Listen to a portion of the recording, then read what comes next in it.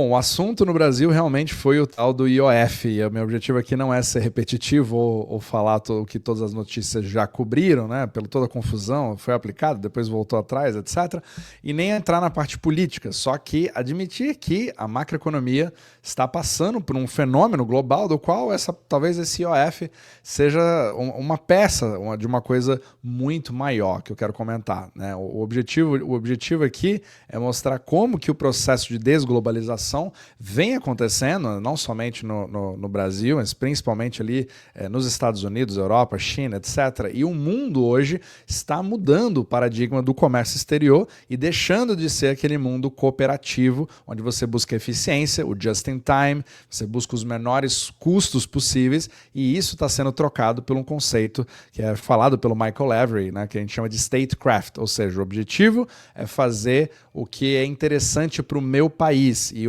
hoje uma dinâmica muito mais mercantilista, né? Eu quero exportar mais e importar menos, o que acaba criando uma série de conflitos, mas principalmente para o capital. Então vamos lá. É importante a gente analisar, claro, você tem a questão do Brasil, né? O IOF que subiu para investimentos, as pessoas começaram a ficar revoltadas, porque isso cria fricção se você quer fazer investimentos fora do país, e mesmo que tenha voltado atrás e que na verdade não foi bem assim, porque, enfim, tem uma série de cortina de fumaça aí que está nesse exato momento com essas notícias, não quero entrar bem nessa parte, mas independente disso, você vê que o movimento de capital global ele fica cada vez mais difícil e seletivo, baseado nos objetivos nacionais e também nos parceiros que o país, onde o capital está, escolheu como ser aliado ou como ser inimigo. E isso muda completamente o jogo e pode afetar diretamente a sua vida e os seus investimentos. Então, uma das coisas que até foi falada também é toda aquela história política sobre as sanções que os Estados Unidos querem fazer ali, sobre o próprio Alexandre de Moraes no Brasil.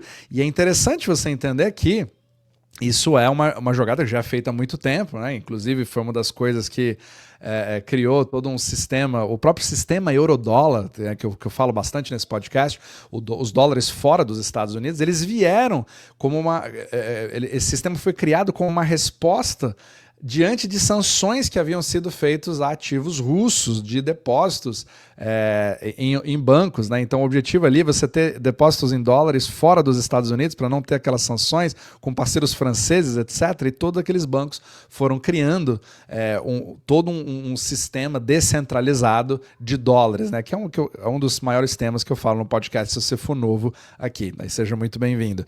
Só que aqui é interessante você ver que isso já é um padrão de uma lei que a gente chama de lei Magnitsky, né? Que ela foca em você criar sanções para dizer a seguinte coisa: tudo bem, você tem uma pessoa específica que você quer meio que apagar economicamente falando, e pelo poder que os Estados Unidos têm em cima do SWIFT, ou da influência que ele tem, apesar de que a Europa também tem uma influência muito grande no SWIFT quando ela quer fazer alguma coisa contra a Rússia, por exemplo. Então você tem essas jogadas de todos os lados, mas você ataca a pessoa diretamente, ou também aquelas pessoas que estão ao seu redor, para cercar o movimento de capital. E aí você fala, não, mas ela pode abrir conta em outro banco, etc. Só que qualquer banco que trabalhe com um banco que trabalhe com essa pessoa acaba sofrendo sanções maiores. Então todas as instituições elas acabam falando o seguinte: não, eu não vou me arriscar por conta de um indivíduo. E aí eu acabo travando de várias formas. É assim mais ou menos que as sanções funcionam, e elas podem ser muito eficientes, independente de você concordar com elas ou não. Isso, e tem vários outros tipos de sanções que acontecem ao redor do mundo, né? Enfim. Mas é um padrão que vai ser cada vez comum, e é muito interessante você ver como que as coisas vão sendo jogadas dependendo de quem está do outro lado. Mas antes de mais nada, esse tipo de fluxo de capital que começa a mudar cada vez mais cria muito mais incertezas em relação ao que fazer com os seus investimentos. E muitas vezes você fica ali, eu fico no Brasil, eu mudo um pouco para fora, para que jurisdição eu vou, confio mais nos Estados Unidos, na Europa, na China. Se você quiser dar uma revisão nos seus investimentos, você pode usar esse QR Code aqui acima, ou os links na descrição abaixo, para falar com a nossa equipe, para dar uma olhada no seu portfólio. Mas se você quiser aprender mais sobre a história do euro-dólar, tudo o que está acontecendo, né, como que funciona a tubulação mundial do sistema monetário, você pode clicar aqui embaixo, seja seja membro no YouTube ou também pelo meu Substack, onde eu faço arquivos e faço vídeos exclusivos também, ok? Então vamos lá. Uma coisa interessante que eu já falei em outros capítulos, além disso, é quando você vê ali quem está do outro lado da situação, seja um indivíduo ali, como Alexandre de Moraes, mas você também tem a questão do próprio Banco Central Europeu. Eu já falei em outros capítulos sobre o Fed Swap, ou seja, uma linha de empréstimos que o Fed faz com bancos centrais de fora para poder suprir dólares caso eles estejam escassos no sistema eurodólar. Lembrando, né, o sistema eurodólar ele precisa do crescimento dos países ou de empréstimos bancários, mas os bancos estão cada vez mais apertados com seus balanços, não podem fazer esses empréstimos e você acaba criando uma série de problemas. Então, quando você tem um problema como esse, né, de escassez de dólares, você tem ali, em princípio, no mundo colaborativo, o Fed acaba provendo essa liquidez de forma temporária, mas é um empréstimo, ele tem que voltar a ser pago com juros pelos outros bancos centrais. Aí esses bancos centrais dão esses dólares aos seus bancos locais que vão fazer ali linhas de empréstimo para as empresas, porque sem isso você não consegue participar do sistema global, justamente porque o euro-dólar, principalmente os dólares fora dos Estados Unidos, são a moeda global intermediária para o comércio exterior. Só que aí vem o pulo do gato. Nós agora estamos diante de uma situação onde a Europa está muito mais preocupada em saber a seguinte coisa: bancos europeus, no caso, vocês têm liquidez suficiente?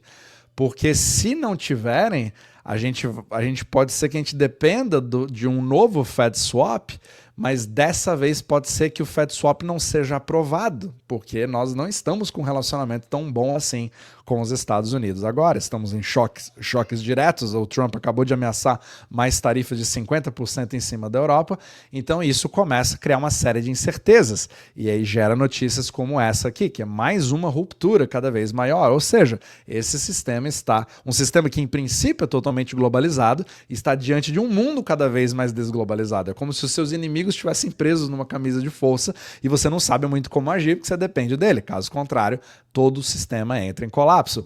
E aí você também entra em vários outros aspectos, né, que o próprio Michael Lavery fala bastante. Eu seguiria o trabalho dele, ele é fantástico quando ele fala sobre esses assuntos. Relatórios que ele faz no Rabobank são excelentes, mas como essa decisão, por exemplo, né, do Trump ali de proibir estrangeiros em Harvard, né, a universidade número 1 do mundo, e você tem ainda uma série de acusações sobre espiões, etc., e aí afeta as pessoas que já estão estudando.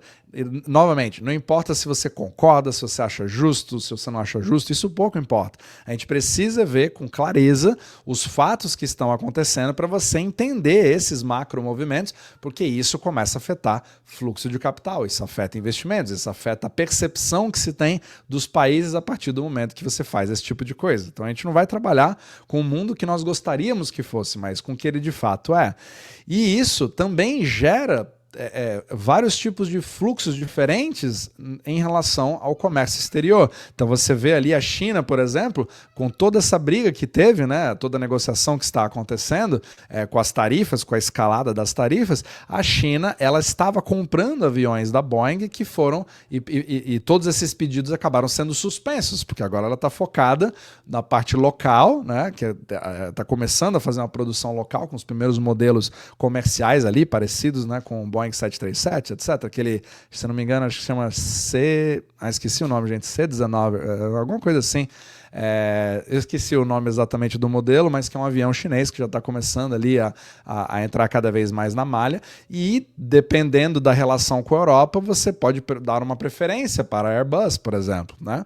Mas eu quero cortar o meu relacionamento com os Estados Unidos, então eu vou parar de ter o Boeing. Só que é importantíssima, uma das maiores pautas de exportação dos Estados Unidos são aviões da Boeing. E aí você tem o contra-movimento, quando você escolhe ali os seus aliados, né? E o Trump recentemente foi para a Arábia Saudita e também visitou ali o Catar, né, os Emirados Árabes, etc. Fez toda uma turnê no Oriente Médio e ele fechou um mega pacote, um acordo, acho que foi a maior compra de todos os tempos, né, de aviões da Boeing, somente com a Qatar Airways, que é uma das melhores empresas aéreas do mundo, vendendo ali mais de 200, fechando pelo menos em princípio um acordo de 210 aeronaves, o que você entende? Então você começa a escolher ali no mapa mundi os novos parceiros, os novos inimigos, ou talvez aquele mais neutro, mas hoje em dia está cada vez mais difícil você não escolher lados, entre aspas, independente do que nós queiramos. E sem falar dos outros acordos que foram feitos ali também com a Arábia Saudita, etc., para ter uma estabilidade em petróleo. Então você percebe claramente o movimento na corrida ali para a inteligência artificial, para a energia. Você tem toda a parte de energia nuclear, que agora está voltando em voga aos Estados Unidos, porque precisa reconstruir toda a infraestrutura que ficou deixada para trás, e a China fazendo exatamente a mesma coisa, a Europa já pensando nos seus próprios interesses ali, reinvestindo, voltando a investir na sua própria defesa, na primeira vez que você vê ali soldados alemães sendo convocados com a bandeira da Alemanha no braço, né, nos fados, uma coisa que não se via ali desde a Segunda Guerra, não sei, né?